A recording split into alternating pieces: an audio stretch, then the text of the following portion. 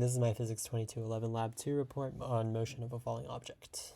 So before I start this presentation, I'll just go over what will be in the contents. So firstly, I'll provide an introduction where I provide the purpose and fundamentals of this lab. Secondly, the procedure where I'll discuss the experimental setup and results. Third, where I'll share my code, and then I'll just compare the experimental versus computational models. And then fourth, I'll answer the questions of what if and what does it mean. So the purpose of this experiment is to utilize knowledge on forces acting on falling objects, specifically gravitational and drag forces.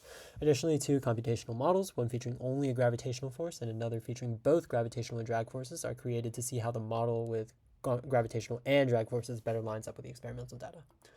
So before we begin, there's some fundamental principles that we must familiarize ourselves with. So Newton's second law states that the net force of a system can be equal to all the forces acting upon it, and then it's also a derivation of the change in momentum or change in time. The gravitational force is equal to the mass times the gravitational acceleration from Earth multiplied by the direction unit vector. And then drag force, which is nu, is equal to a proportionality constant b multiplied by the object speed squared multiplied by the velocity direction. And those are the three fundamental principles we need. So to set up this experiment, I first measured the length of the height being dropped from, which was just a table in my dorm. Second, I recorded a video of a crumpled paper ball dropping from the selected height to the ground. Third, I used the tracker application to determine the position of the paper from frame to frame from that video. Fourth, I used the measured positions to create a model of height over time, and then used the measured heights and net force values to create computational models of the paper's position over time in GloScript. Fifth, I compared the computationally predicted and experimentally collected models through graphs. And then sixth, I determined the sources of error that caused the experimental model to be unaligned with the computation model featuring gravitational and drag forces.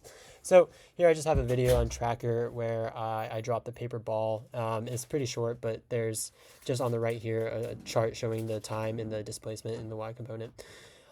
Here I have that rewritten again just to get some important calculations. So at the initial time of the drop, it's 0.667, and then final is 1.067 seconds. So we know that 0.4 seconds happens between the drop. The initial position is 0.755 meters, and the final is 0 as well in the y direction. So here's the code that I use for the computational model with only gravitational acceleration. I've just replaced a couple things with the ball mass being 2.5 grams, the ball position being the initial position of 0.755 meters in that y direction. Here I just have replaced the net, F net with the gravitational acceleration, which is just negative g times m. And then the ball velocity and the ball position I've replaced with acceleration times delta t, which is F net divided by the mass times t. And then I replaced the position position update formula with the ball velocity times delta t. And then in this second one for considering drag, I've replaced just a couple other things. This b value right here, I solved through trial and error, just plugging in b values until this drag force computational model emulated pretty similarly to my experimental model. And here down here, I just have F net is equal to the weight plus drag force, which I've calculated out right here. But everything else remains the constant. So as you can see right here, the graph of experimental versus computational with gravity only considered, you can see that there's a pretty large discrepancy in the data points later on through the graph at later times.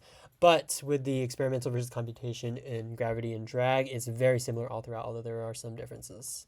Those differences can be explained by maybe these two things right here. Firstly, in perfect axis alignment, even though the axes were lined up with the paper's movement, so there would be displacement in only one dimension, there was still probably deviations across two dimensions since the paper movement is not perfect.